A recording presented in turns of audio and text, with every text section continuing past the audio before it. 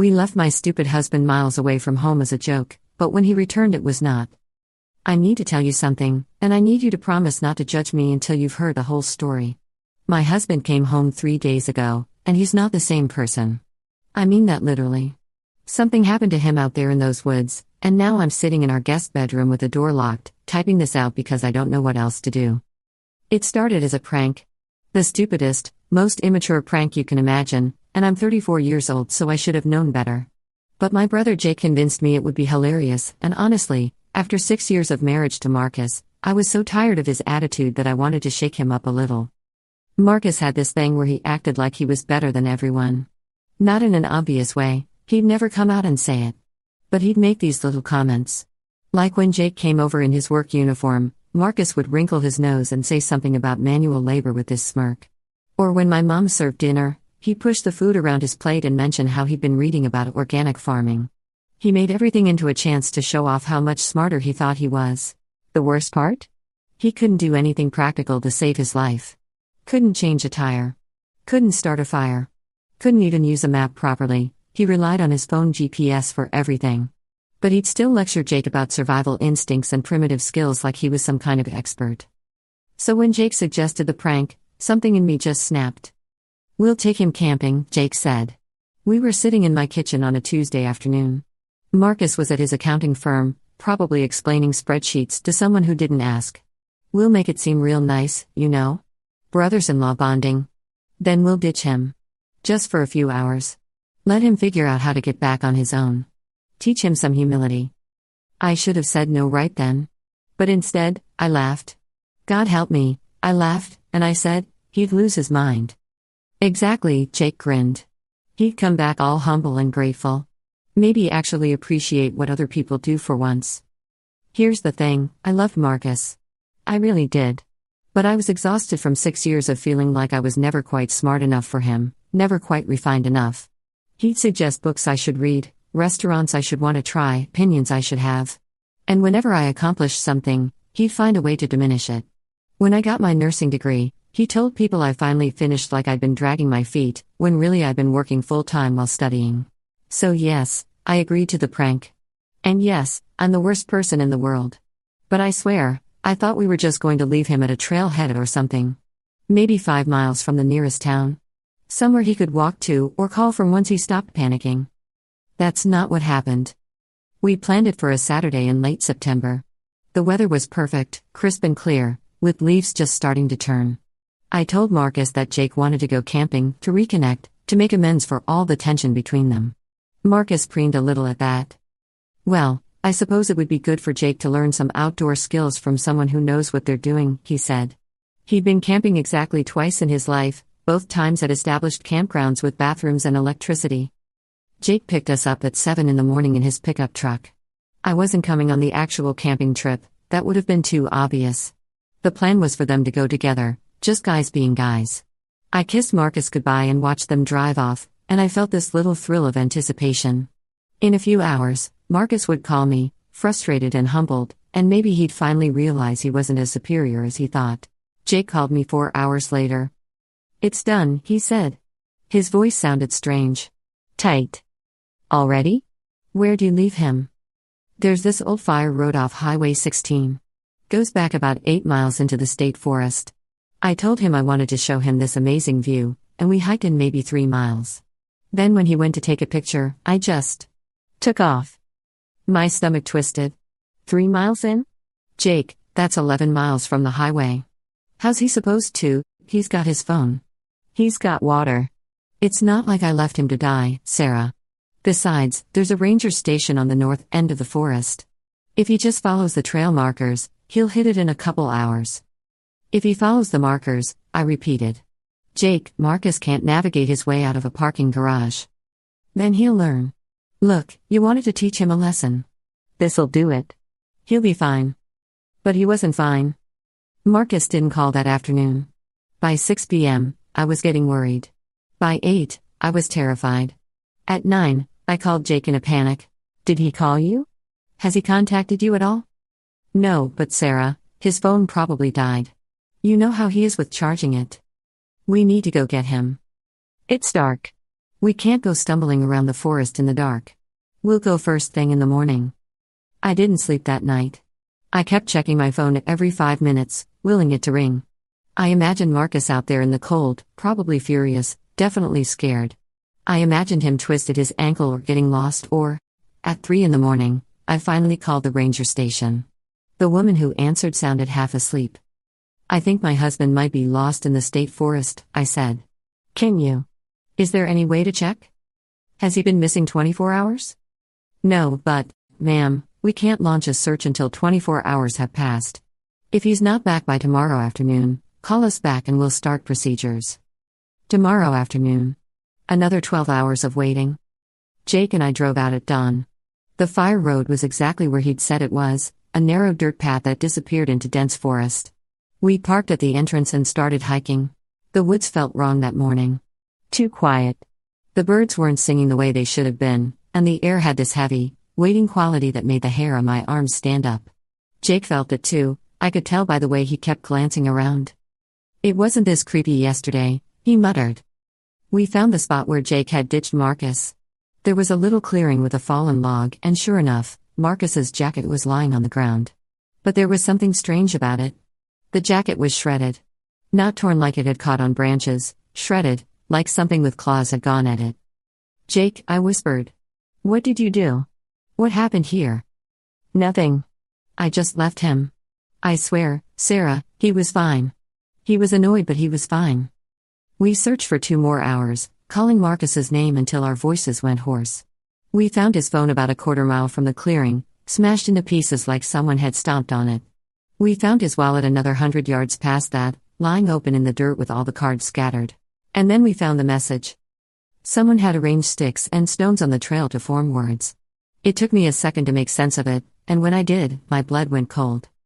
"Gone deeper. Don't follow." "That's not Marcus's handwriting," Jake said stupidly. "It's not handwriting, Jake, it's rocks." "But who?" Something cracked in the woods behind us. We both spun around, but there was nothing there. Just trees and shadows and that horrible, pressing silence. "We need to get the rangers," I said. "Now." The ranger station was a small brown building that smelled like pine and old coffee. The ranger who met us was a woman in her 50s named Diana, with sun-weathered skin and eyes that had seen too much to be easily shocked.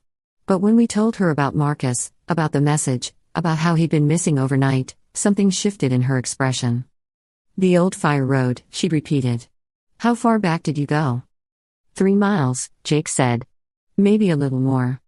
Diana exchanged a look with a younger ranger behind her, a guy with a thin beard and nervous hands. "What?" I demanded. "What is it?" "Ma'am, I need you to tell me exactly what time your husband was left alone yesterday." "Around noon." "Why does that matter?" Diana didn't answer directly. Instead, she pulled out a map and spread it across the desk. "This is the state forest. You were here." She tapped a spot near the southern edge. "Now, there's something you need to know about this area. We don't advertise it, and we definitely don't put it in the tourist brochures, but there have been incidents." "What kind of incidents?" "People who go into the deep woods and come back different.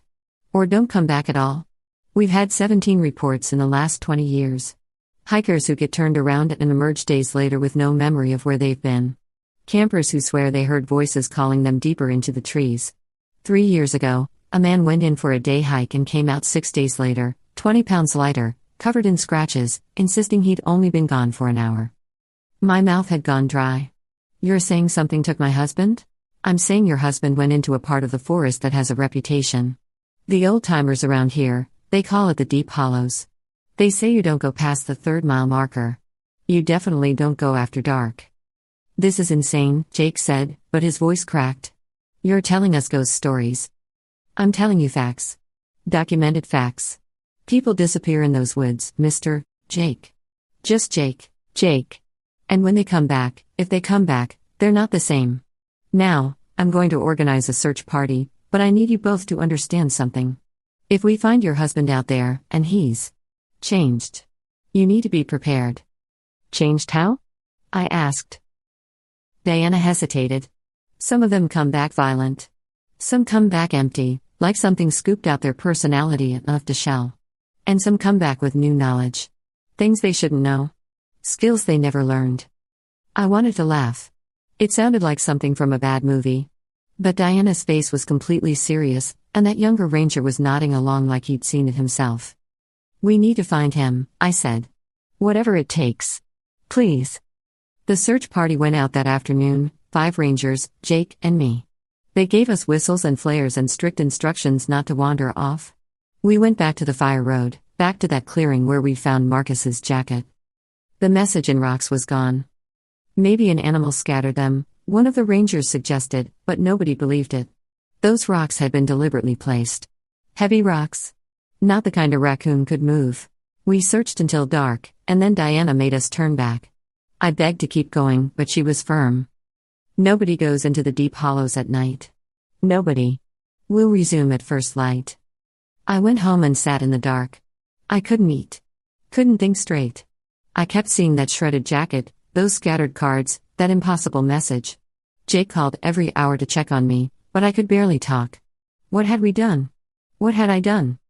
At 2 a.m, I heard the front door open. I was upstairs in bed, or trying to be. The sound made my heart stop. I grabbed my phone, ready to call 911, and crept to the bedroom door. There were footsteps on the stairs. Slow, measured footsteps. Not stumbling like someone exhausted, controlled. "Marcus?" I called out, my voice shaking. The footsteps stopped. "Sarah." It was his voice, but something about it was off. The cadence was wrong. The tone was flat where it should have had emotion, sharp where it should have been soft. He appeared at the top of the stairs, and I almost screamed. He looked like he'd been living in the woods for weeks, not a day and a half. His clothes were filthy and torn. His hair was matted with leaves and dirt. But it was his eyes that terrified me. They were different. Darker. Like someone had turned down the light behind them. "Marcus, oh my gosh, we've been looking everywhere." "I know." Those 2 words stopped me cold. Something in the way he said them, like he really did know. Like he'd been watching us search. "Where were you? What happened?"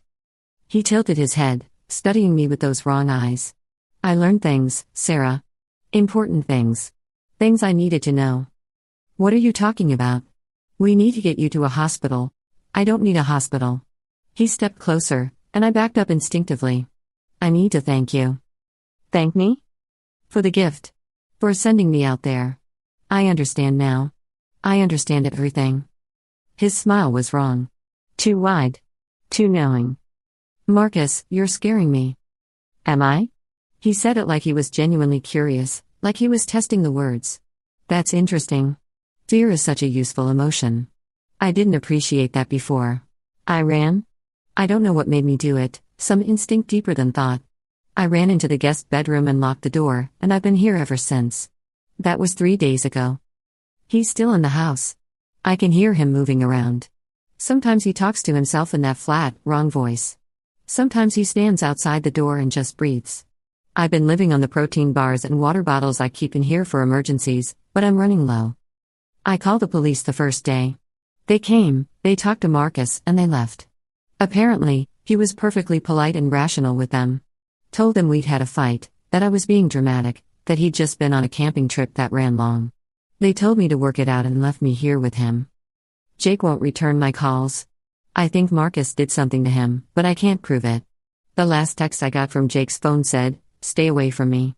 This is your fault." But the grammar was too perfect. Jake always abbreviated everything. Diana from the ranger station has been my only lifeline. I called her yesterday, and she didn't seem surprised. "He came back," she said. It wasn't a question. "He's different. Diana, he's not my husband anymore." "No. He's not. Listen to me very carefully, Sarah. What comes back from the deep hollows isn't the person who went in. It's wearing their skin, using their voice, but it's not them. It's something else. Something that learned how to be human by studying them. What do I do? You run. Tonight. When he's asleep, if he sleeps. You run and you don't look back. He's outside the door right now." There was a long pause. "Then you'll need to be clever. These things, they're curious. Fascinated by human behavior. They want to understand it. Use that. Trick it." "How?"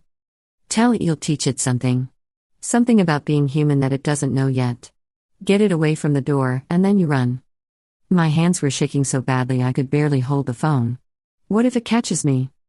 Don't let it. So that's what I'm about to do. I've been hearing him pace the hallway for hours, muttering to himself. Learning, I think. Practicing being Marcus. In a few minutes, I'm going to open this door and try Diana's trick. I'm going to offer to teach him something, lead him downstairs, and then I'm going to run for my life. If you're reading this, I uploaded it to a draft-saving site with a timer. If I don't cancel the upload in 6 hours, it'll post automatically. That means either I got away and I'm too busy dealing with police and horror to remember to cancel it, or I didn't get away. Either way, you need to know. Don't prank the people you love. Don't leave them vulnerable. And for God's sake, don't go into the deep hollows. Whatever's out there, it's hungry for human experience, and once it gets a taste, it doesn't let go. I can hear him right outside now. He's singing something. A lullaby, I think. But he doesn't know the words, so he's just humming the melody, and it sounds like wind through empty caves. I'm opening the door. Update, 6 hours later. I'm alive. I got out. But I need to tell you what happened, because it's worse than I thought. The trick worked. I opened the door and told the thing wearing Marcus, that I wanted to show him how to make his favorite meal. Something about the domesticity of it appealed to him. He followed me downstairs, and I could feel him watching my every movement, cataloging how I opened the fridge, how I held the knife, how a real wife would move in her own kitchen. I waited until he was staring at the pot on the stove, completely absorbed, and then I bolted. I made it to my car and drove straight to the ranger station. Diana was waiting. She'd expected me to call, she said. She'd been waiting for weeks for someone to finally make it out and confirm what she suspected. It's getting worse, she told me. Whatever's in the deep hollows, it's learning faster. Getting better at mimicking. 20 years ago, the people who came back were obviously wrong, they moved stiffly, spoke in monotone. Now? Now they're almost perfect. Your husband is the closest one yet. What is it? What's doing this? Diana pulled out a file folder, old and worn. Inside were photographs dating back decades. Missing persons reports. And eyewitness accounts of something seen deep in the forest, a shape that moved between the trees, never quite visible, always just at the edge of perception. Something that collected people the way a child collects insects. The old-timers called it the Hollow Man, Diana said. Said it was here before the trees, before the land had a name. Said it was lonely and curious and hungry to understand what it meant to be alive. Every person it takes, it learns from. Studies them. Drains them of everything that makes them who they are, and then sends them back as practice. As experiments. So Marcus is gone. Whatever was Marcus, it's been absorbed. What came back is a copy being controlled by something else. And every day it's out there, it gets better at being him. I started crying then. Diana let me. There's no way to get him back? In 30 years of working these woods, I've never seen anyone come back. Not really. I'm sorry. She showed me more files then. Dozens of them.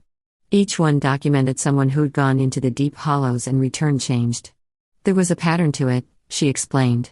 The entity, the Hollow Man, would take someone, study them for hours or days, and then release a version of them back into the world. But these versions were never quite right. One man came back speaking fluent languages he'd never learned. Another returned with detailed knowledge of his wife's childhood that she'd never shared with him, knowledge he shouldn't have possessed. A woman emerged from the forest able to play piano like a concert virtuoso, despite never having touched an instrument in her life. It's absorbing them, Diana said. Taking everything they know, everything they are, and adding it to itself. Building a library of human experience. But why send them back? Why not just keep them? Because it's testing. Learning how to pass as human. Each one it sends back is more convincing than the last. Your Marcus, he's the most advanced yet.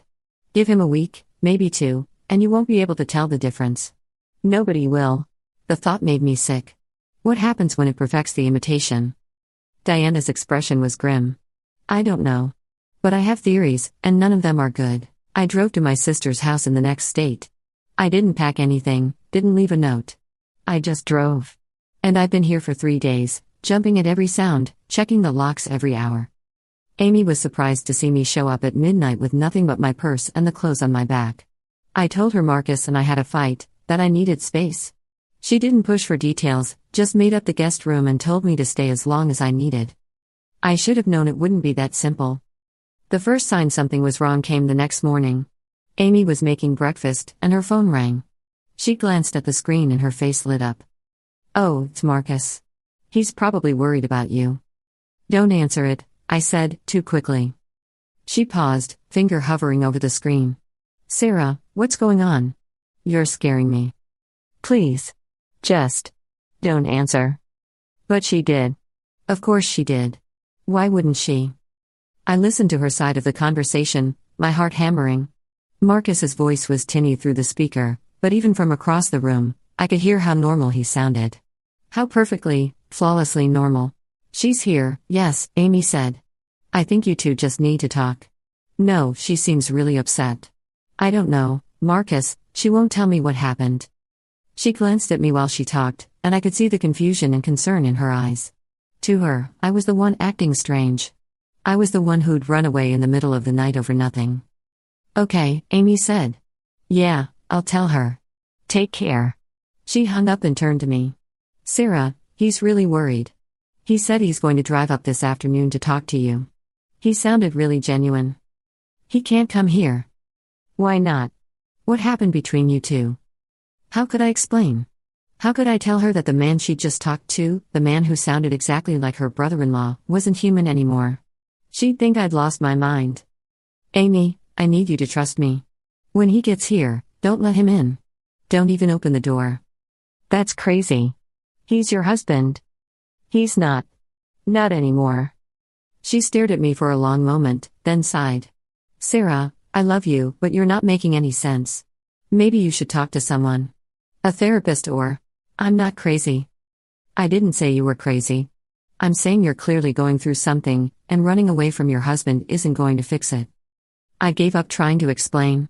Instead, I went to the guest room and called Diana. "He found me," I said. "He called my sister's house. How did he even know I was here?" "He's connected to what took him," Diana said. "The Hollow Man doesn't just imitate people, it absorbs them completely. That means he has access to all of Marcus's memories, all his knowledge. If Marcus knew where your sister lived, then it knows."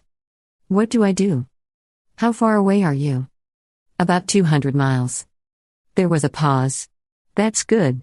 It takes them time to travel, especially in the early days. They're still learning how to navigate human spaces. You have maybe 6, 7 hours before he arrives." "And then what?" "Then you need to not be there. Amy won't leave. She thinks I'm being dramatic. Then you leave without her. I'm sorry, Sarah, but if she won't listen, you can't save her. You can only save yourself. I can't just abandon my sister." "You can and you will, because if that thing gets its hands on you, it'll study you just like it studied Marcus. And then there'll be 2 of them walking around, learning, adapting. How many people do you want this thing to have access to?" I felt sick. There has to be another way. There isn't. I've been documenting this for 30 years, Sarah. I've watched it take 17 people that we know of, probably more that we don't. Every single one of them either disappeared completely or came back as something else. The only people who survived were the ones who ran and never looked back. After I hung up, I sat on the edge of the bed for a long time thinking. Diana was right. I knew she was right. But the thought of leaving Amy here, of letting that thing walk into her house wearing Marcus's face. I decided to try one more time to convince her. I found her in the living room, scrolling through her phone. "Amy, I need to show you something." I pulled up the file Diana had emailed me, scanned documents from the ranger station, decades of reports about the Deep Hollows. Missing persons. Strange sightings. People who came back wrong. Amy read through them, her expression skeptical. "Sarah, this is... I mean, it's interesting, but it's just local legends and anecdotal reports. There's no actual proof of anything supernatural. Marcus isn't Marcus anymore. People change after trauma. If he got lost in the woods, it makes sense that he'd be different for a while. This isn't trauma. This is something else." She set down the phone and took my hands. "Sarah, listen to yourself. You're talking about your husband like he's been possessed or replaced by a monster. Does that sound rational to you?" Maybe it didn't. Maybe I really was losing my mind. But then I remembered his eyes. Those flat, dark eyes that looked at me like I was a puzzle to solve, a specimen to study. "When he gets here," I said slowly, "just watch him. Really watch him. Watch how he moves, how he talks. If you see anything wrong, anything at all, promise me you'll leave with me. Amy sighed. Fine. I promise. But Sarah, I think you're going to see that he's just worried about you and you two can work this out. I wanted to believe her. I really did. Marcus arrived at 3 in the afternoon. I watched from the upstairs window as his car pulled into the driveway. He got out slowly, stretched like he was stiff from the drive, and looked up at the house. For just a second, I could have sworn he looked directly at my window, directly at me, even though the curtains were drawn. He smiled. Amy answered the door before I could stop her. I crept to the top of the stairs, listening. Marcus. Come in, come in. How was the drive? Long, he said. But worth it to see Sarah. Is she here? His voice sounded perfect. The slight rasp he got when he was tired. The way he emphasized certain words. Everything about it was right. She's upstairs. Marcus, I have to tell you, she's been saying some really strange things. I'm worried about her. What kind of things? She thinks. I don't know, she thinks you're different somehow. That something happened to you in the woods. There was a pause. When Marcus spoke again, his voice was softer, concerned. She's right. Something did happen. I got lost out there, Amy. Really lost. For a while, I thought I might not make it back. It was terrifying. Oh, Marcus, I'm so sorry. It's okay. But I think maybe the fear got to her too, you know? She's been through a lot, worrying about me. Maybe she just needs to talk it out. I felt cold listening to him. He sounded so reasonable. So caring. If I didn't know better, I would believe every word.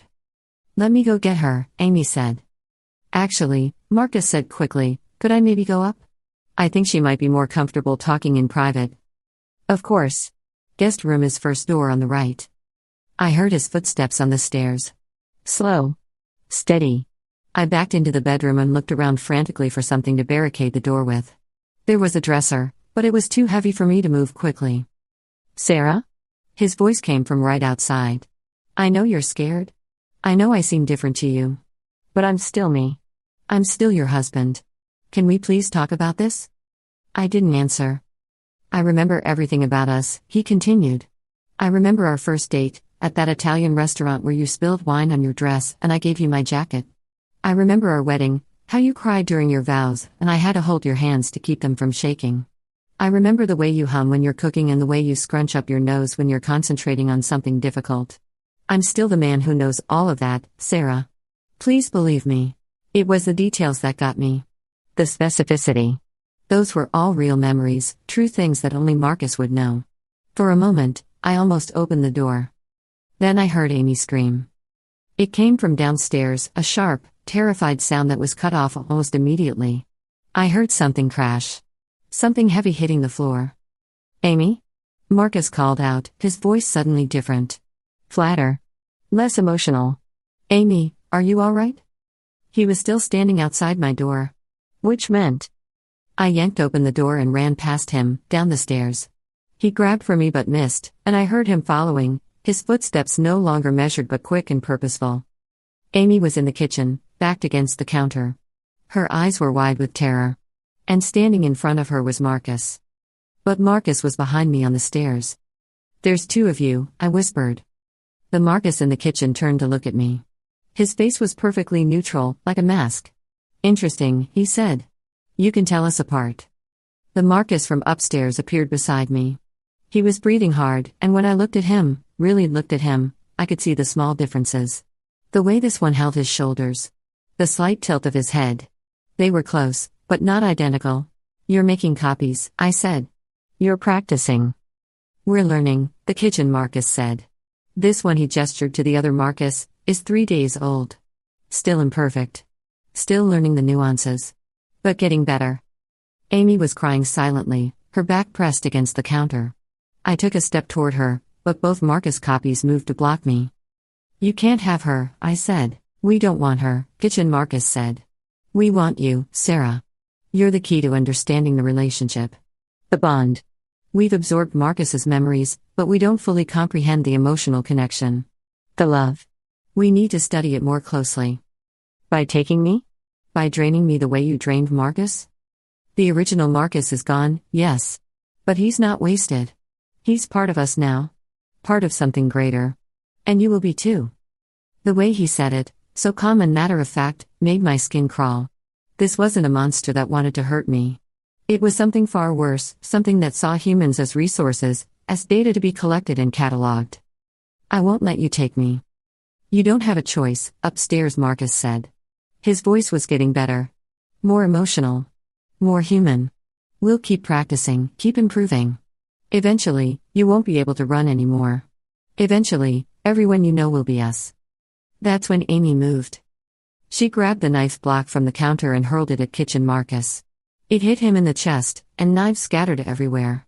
He looked down at the impact point, then back up at Amy, his expression curious rather than pained. Interesting, he said. She's protecting you. The sister bond. But the distraction was enough. I grabbed Amy's hand and pulled her past the Marcus copies, through the living room, toward the front door. Behind us, I heard them following, not running but walking with that same measured pace. We made it to my car. Amy was sobbing, fumbling with her seatbelt while I started the engine. In the rearview mirror, I saw both copies standing in the doorway, watching us. Not chasing. Just watching. Learning.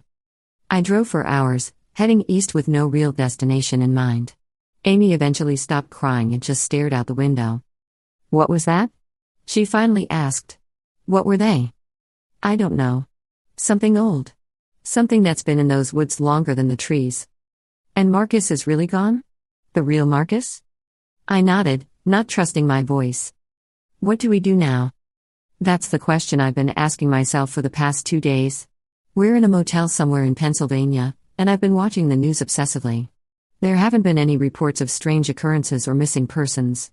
No sign that the Hollow Man is spreading beyond the state forest. But I know it's only a matter of time. Because here's what I've figured out: the reason it's been contained for so long, the reason it stayed in the deep hollows, is because it's been learning. Slowly. Carefully. Taking one person at a time, studying them, sending back copies that were almost but not quite right.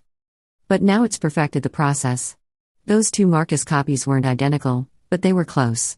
Give it a few more tries, and it'll be able to create perfect duplicates. And then what's stopping it from replacing everyone? From slowly, systematically replacing humanity one person at a time until there's nothing left but copies controlled by something ancient and hungry? I called Diana one last time. You were right, I told her. There were 2 of him. It's making copies. She was quiet for a long moment. That's new. In 30 years, I've never seen multiples. What do we do? I don't know.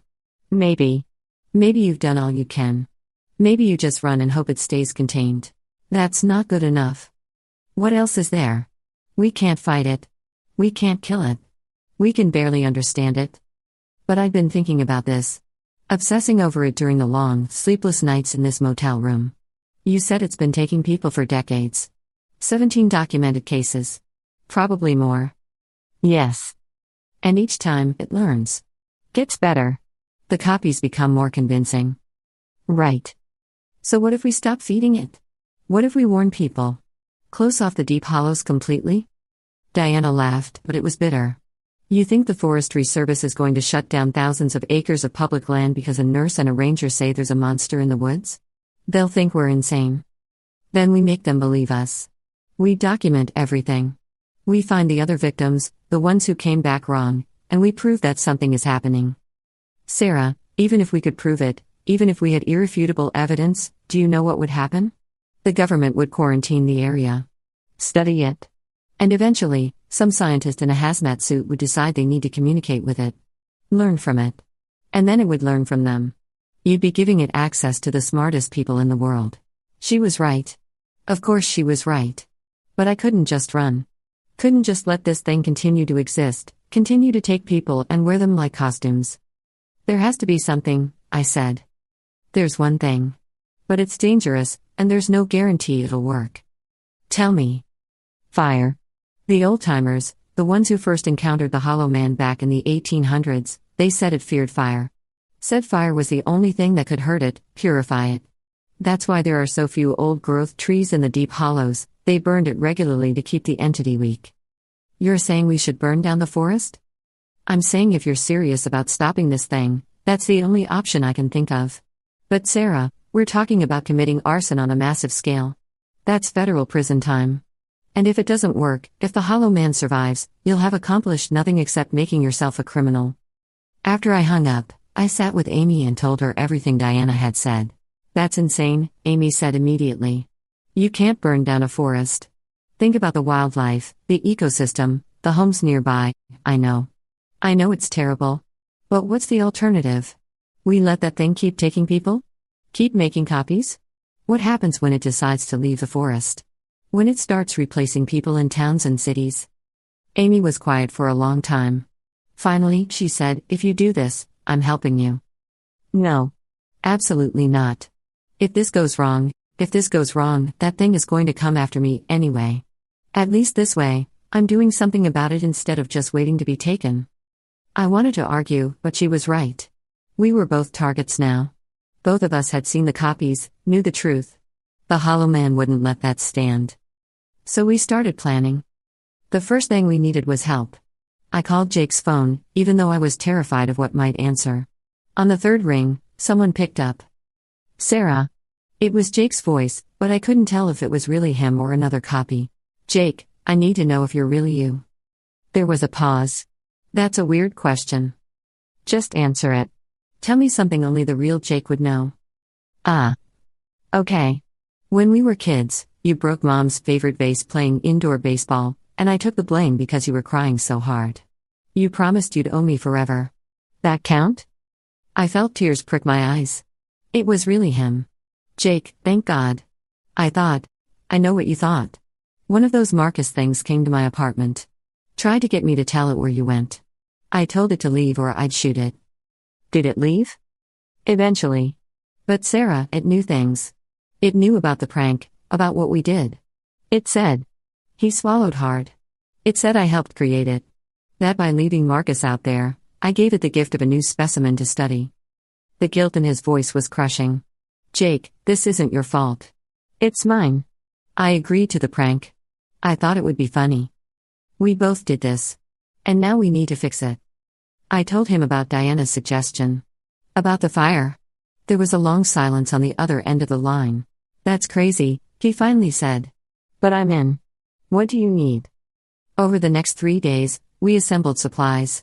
Jake had a friend who worked in construction, someone who could get us industrial accelerants without asking too many questions. Amy researched the weather patterns, finding a night when the wind would carry the fire deep into the forest but away from populated areas. And I studied maps of the deep hollows, trying to identify where the heart of it might be, where the Hollow Man itself might dwell. Diana helped too, though she was careful to keep her involvement unofficial. She told us about the old growth at the center of the forest, a grove of ancient trees that had somehow survived every logging operation and forest fire for the past 2 centuries. The old-timers had called it the Hollow Heart. If that thing has a physical form, Diana said, that's where it'll be. We planned the burn for a Saturday night in late October. The first frost had come through, making the underbrush dry and flammable. We'd have maybe 20 minutes after starting the fire before someone noticed and called it in. 20 minutes to burn as much of the deep hollows as possible. The night before, I barely slept. I kept thinking about all the ways this could go wrong. We could get caught and arrested. The fire could spread too far and destroy homes. We could fail entirely, and the Hollow Man would survive, angrier and more motivated to replace us. But we had to try. Saturday night came cold and clear. The 3 of us met at the old fire road at midnight, our cars loaded with containers of accelerant. Diana had given us a route that would take us deep into the forest, past the point where Marcus had been taken, all the way to the Hollow Heart. The woods were silent as we hiked in. Too silent. No owls. No rustling of small animals. Just our footsteps and our breathing and the terrible weight of what we were about to do. We reached the Hollow Heart around 2 a.m. It was more beautiful than I expected. The trees here were massive, their trunks wider than cars, their branches forming a canopy so dense that barely any moonlight penetrated. In the center of the grove was a clearing, and in that clearing was a tree unlike any I'd ever seen. It was dead. Had been for years, maybe centuries. But it was still standing, its bare branches reaching toward the sky like grasping fingers. And around its base were objects. Hundreds of them. Shoes. Watches. Glasses. Wedding rings. Driver's licenses. These are from all the people it took, Amy whispered. Jake picked up one of the licenses, his hands shaking. This guy disappeared in 1987. I remember hearing about it. I knelt down and started sorting through the objects. Each one was a life interrupted. A person who'd come into these woods and never really left. My throat tightened when I found a photo, a family of 4, smiling at the camera. The date on the back said 1992. We're doing the right thing, I said, more to convince myself than anyone else. We started spreading the accelerant. Jake took the north side of the grove, Amy took the south, and I focused on the dead tree at the center. The chemical smell was overwhelming, making my eyes water. As I poured accelerant around the base of the dead tree, I noticed something. The trunk wasn't solid. There was an opening, like a mouth, and inside I could see darkness that seemed to go on forever. Deeper than the tree should be. Deeper than possible. Guys, I called out. I think this is it. This is where it lives. Jake and Amy came over, and we all stared into that impossible darkness. From somewhere far below, I heard a sound. Not quite a voice. Not quite music. Something in between, calling and questioning and hungry. Let's finish this, Jake said. We poured the last of the accelerant and retreated to the edge of the grove. Jake had brought 3 road flares. We lit them simultaneously and threw them into the clearing. The fire caught instantly. Flames raced across the ground, following the trails of accelerant. The dead tree ignited like a torch, fire climbing its trunk and spreading to its branches. Within seconds, the entire grove was burning. That's when we heard the screaming. It wasn't human. Wasn't animal. It was the sound of something ancient and vast being heard for the first time in centuries. The trees themselves seemed to shriek as the fire consumed them, and from the burning grove, shapes began to emerge. They looked like people at first. Dozens of them, stumbling out of the flames. But as they got closer, I could see they were wrong. Some had too many limbs. Some had faces that weren't quite finished, features that melted and reformed as I watched. They were all the Hollow Man's failed attempts. All the copies that weren't good enough, kept in storage for study. And leading them was Marcus. Not one of the copies I'd seen before. This was something else. This Marcus was perfect. Flawless. He moved with confidence and grace, and when he spoke, his voice carried across the roar of the flames. Sarah, what have you done?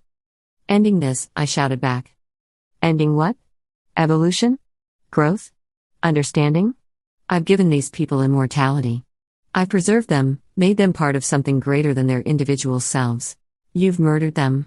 Stolen their identities. The Marcus thing tilted its head.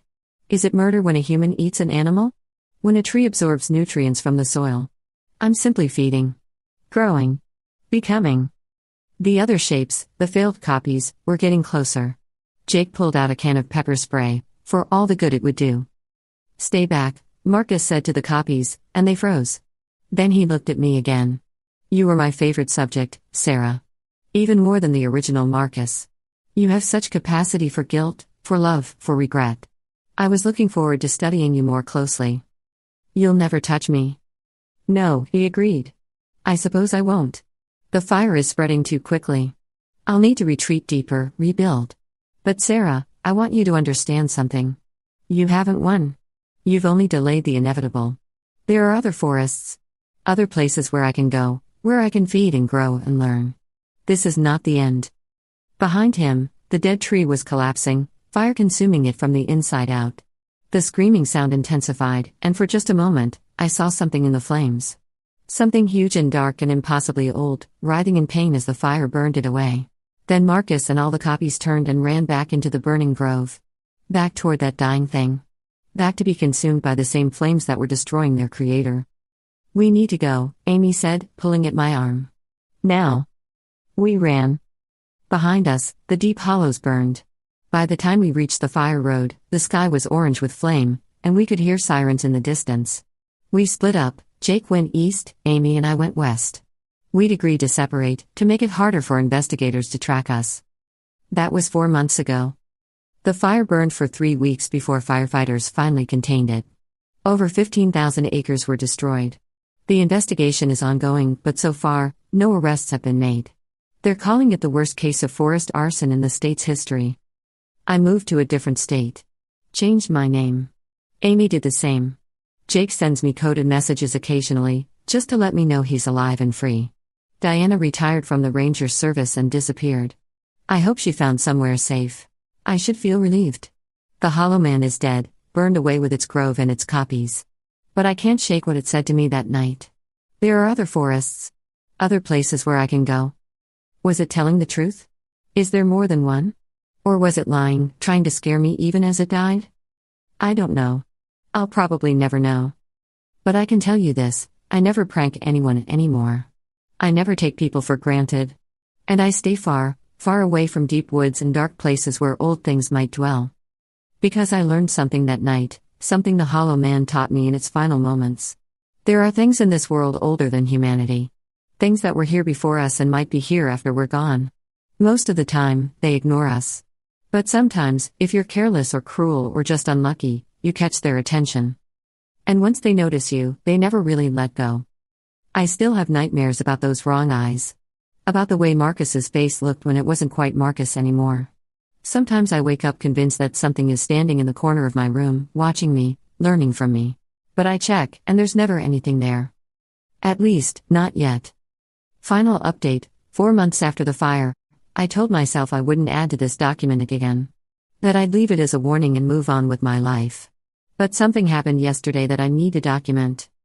I saw Marcus. Not a copy. Not something wearing his face. I saw him in a coffee shop in a city I won't name, 600 miles from where we used to live. He was sitting by the window, reading a newspaper, an actual physical newspaper, which Marcus never did, and drinking black coffee, which he hated. When he saw me, he smiled. Not the too wide smile of the copies. Just a normal, genuine smile. He stood up and walked over to my table. "Sarah," he said softly. "I've been looking for you." I couldn't move. Couldn't speak. My hand was already reaching for my phone, ready to call 911, even though I knew they couldn't help me. "Please don't run," he said. "I just want to talk." "You're not Marcus." "No," he agreed. "I'm not. But I'm not what you think I am either." He sat down across from me, moving slowly, carefully, like he was approaching a frightened animal. "The fire destroyed the Hollow Man. You were right to do it. But you need to understand something, not everyone it took was absorbed. Some of us, the ones it had just captured, we were still processing. Still partly ourselves." "What are you saying?" "I'm saying that when the fire came, when the Hollow Man burned, those of us who hadn't been fully absorbed yet were released. We're not entirely human anymore. We're changed. But we're not monsters either. We're something in between." I studied his face, looking for signs of deception. But all I saw was sadness and exhaustion. "How many of you are there?" 7 that I know of. The more recent victims. We're trying to live normal lives, but it's hard. We remember things we shouldn't. Know things we never learned. And we can feel each other, sometimes, like we're all connected to something that's no longer there." "Why are you telling me this?" Marcus, or whatever he was, leaned back in his chair. "Because you deserve to know the whole truth. And because I wanted to thank you. For ending it. For making sure no one else has to go through what we went through. The Hollow Man told me there were others. Other places it could go. It was lying. Or maybe hoping. But there's only ever been one. And now it's gone." We sat in silence for a moment. Around us, the coffee shop buzzed with normal life. People laughing and typing and arguing about nothing important. It all felt surreal. "Are you going to be okay?" I finally asked. "I don't know. But I'm going to try." He stood up and pulled a piece of paper from his pocket. "There's a support group. Others like me. If you ever want to talk to someone who understands what happened, these are people who know the truth. Who lived through it." He set the paper on the table and turned to leave. Then he paused and looked back. "Sarah, one more thing. The original Marcus, before he was taken, he loved you. More than he ever knew how to show. I have his memories, and I can see that now. I'm sorry he never told you properly." Then he was gone, disappearing into the crowd of strangers. I looked down at the paper. It had a phone number and a time, Thursdays at 7 p.m. No other information. I don't know if I'll call.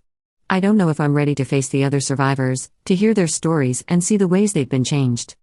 But I'm keeping the paper. Just in case.